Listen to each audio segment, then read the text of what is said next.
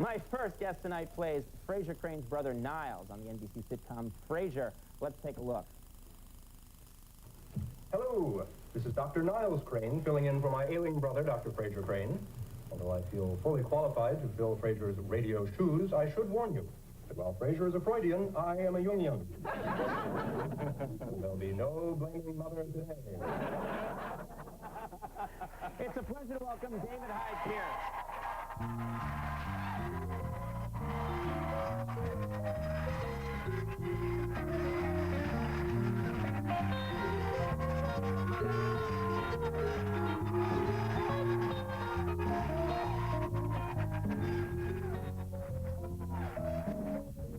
Hey, nice to meet you. Well, likewise. Nice to be here. Thank you very much for coming. Nice to be here. I actually was watching your show. I watch your show every night, of course, but I was just... Thank you. Thank you, Paulie. Yes. But I was especially watching it to prepare for coming on, and I was watching Tuesday night, and you had... It wasn't Bianca Jagger, but her name sounded like that. It was like... Oh, Anka. Anka. She writes a column about Killer sex. whale. Yes, That's what it was, yeah. She talked a lot about sex. It was a very sexy segment. Well, here's the thing. It was all... She had written a book, and it was all about kinky sex. And on the West Coast, she had just gotten into the discussion, and they were sort of making jokes back and forth. What's the book about? Well, she said it's about this and that. She finally got into it. She said, well, what we really talk about is... And NBC came on and said, we interrupt this program to bring you a special bulletin, and it was the signing of the peace treaty in the Middle East. You're kidding me. Interrupted my show? Yes. For trivia like that? Well, and I... That's what I, like, threw a shoe at the television and said, come on, where are your priorities? And then we watched them, you know, do the thing in the Middle East, and that was fine. Sign a historic accord. Yeah. And then it cuts back to you, and you're saying, well, at least the food was good. Oh, you missed the best part, I'm telling you. Now I'll never know. Yeah, it's lost you forever. Peace in the Middle East, so I guess that's okay. That's more important. Yes, I think so. Well, listen, first of all, that was a funny clip. It's not... Thank you. We show a lot of clips on the show, you know, of people coming on to promote something, and usually bomb. Yeah, that was actually a funny clip. It's a funny show. That actually turned out well. That's the first time I've seen that, because we shot that, you know, months ago, and we've, you know, recast the show since then. But it was nice being on it for a while.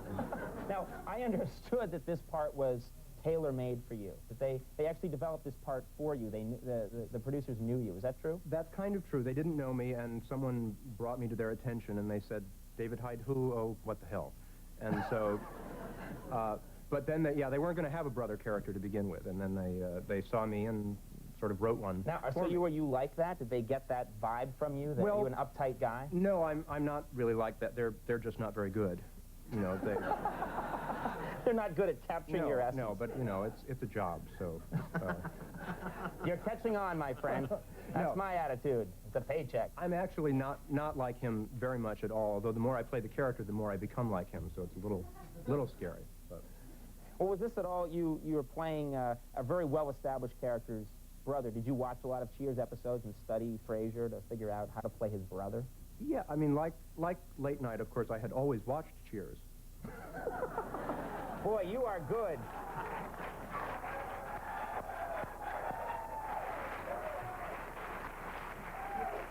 This is. Wait, I have to say this. You're going to have sold me a car by the end of the segment. Yeah. This is. Do you need a car? Yes, I do. No, this is. I have to say this is my actually first talk show. This is? This is my first talk show. Andy, hug him. Andy always hugs someone.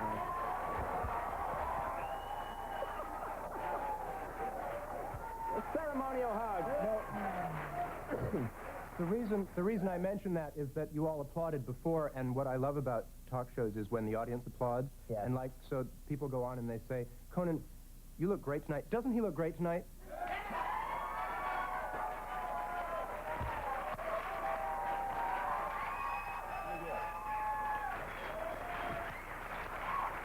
And people just tuning in think you just said something really hilarious. That's right. That's right. And the other good one is, in my spare time, well, actually, Conan, I must tell you, I devote my time to saving tiny homeless people.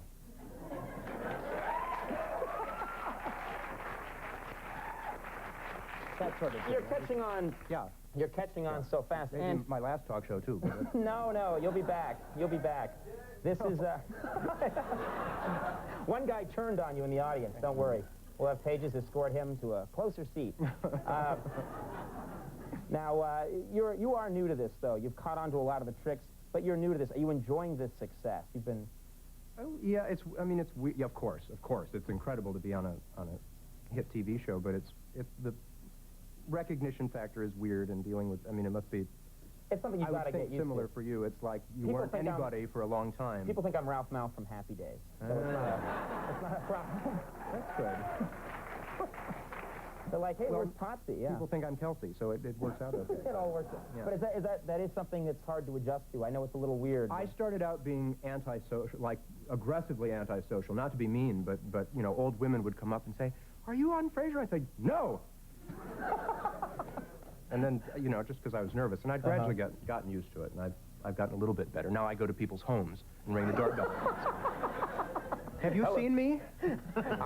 I'm on your TV set. Listen, hang on 1 second. We're going to step away. We're going to have more with David Hyde Pierce when we come back. Do not go anywhere.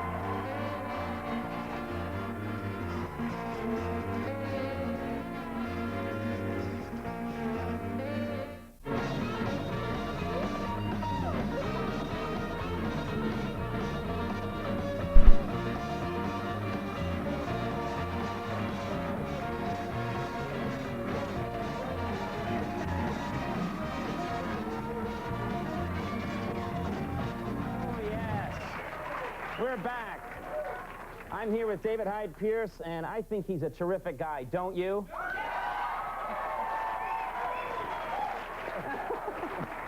Yes, I too learn quickly. Now listen, like many actors, you've done a lot of theater, and you traveled. You did a lot of theater in many different countries. Yes. Where have you been? I've toured the world. I've been to New Haven.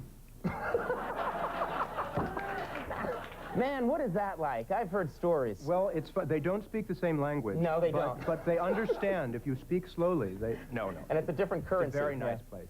No, I did a play of The Cherry Orchard, Chekhov play that we took on tour to Russia and Japan.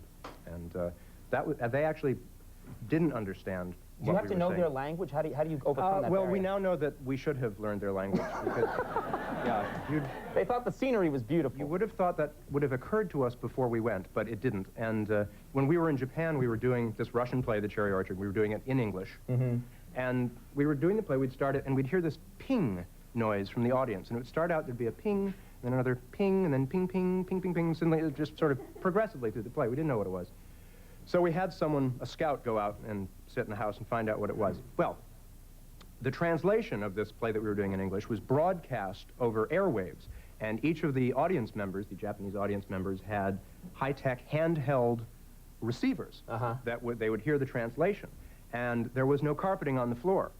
So as an audience member would fall asleep, they would drop the transmitter. Yeah. And of course, once we knew this, it was death, because you'd start talking and you'd hear ping, and you'd think...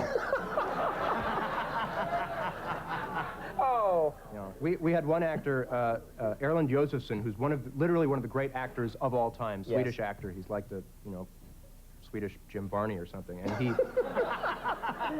Wow, Swedish Ernest. That's pretty darn good, And he had all these big speeches, and literally he would open his mouth, and it was like a rainforest out there.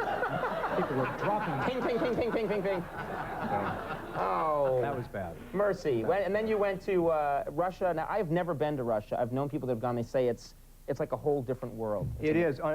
Unfortunately or fortunately, it's a lot different now. We went right before the borscht hit the fan there, and it I had to think of a network word I could use. Back then it was under the communist system, and if you'd go into a restaurant, the service people there were paid whether they worked or not. Right. So in order to get them to come and serve you, you would go in, it was a thing that you did, you go in with a pack of Marlboro cigarettes. Can I say that on television, Marlboro cigarettes? Yeah, you actually get $150. Yeah. Or Salem's, or, Kingston's, or, so you just lost it. Oh, should. I don't know. I don't smoke. I don't smoke. Kingston?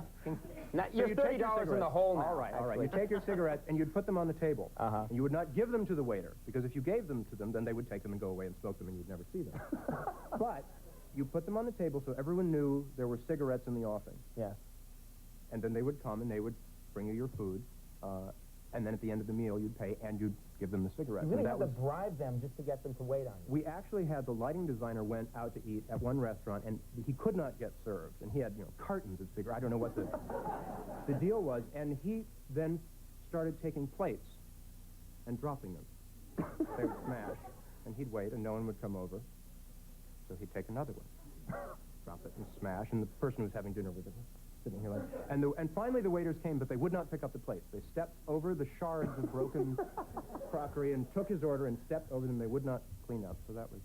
So you've seen it all. I have. I knew a friend who went to Russia, and he said that they get, of course they get paid, this is before, they get paid whether they wait on you or not. Right. And he said he went to a giant restaurant, like 100 tables, literally, nobody was eating there. It was completely empty. He went there and he didn't have a reservation, so they didn't wait on him. That's true. They just said no, and because they didn't have to. They get paid either way, so what do they want to wait on you for? And he was literally saying, you've got 100 tables. What's, you know, was the food good there, by the way? If you like beets, I love beets. that is the place to go. They had a meat that was called shashlik. I think that's what it was called. It's been a few years now. I had that today, yeah. Well, and nobody knows what it is, but it's shashlik, and whatever restaurant you go to, they serve it. And in fact, the hotel had a restaurant, and they had a special menu of the day's special printed up every day, new menu. Every single day, different foods on it, none of which were ever available. The only thing that you could get was shashlik. And we decided that shashlik was like the Russian word for spot, and it was like dogs that they were serving. Oh, I'm sure it was. Yeah. But they have beets. They have really and if good you beets. like beets, you should go to Russia. I think that's your... Beets and vodka. That's the ad they should have. Listen, it was really nice meeting you. It was nice talking with Thank you. Nice hey, being here. Congratulations on the show. Very funny. David Hyde Pierce. Very funny guy. We'll be right back.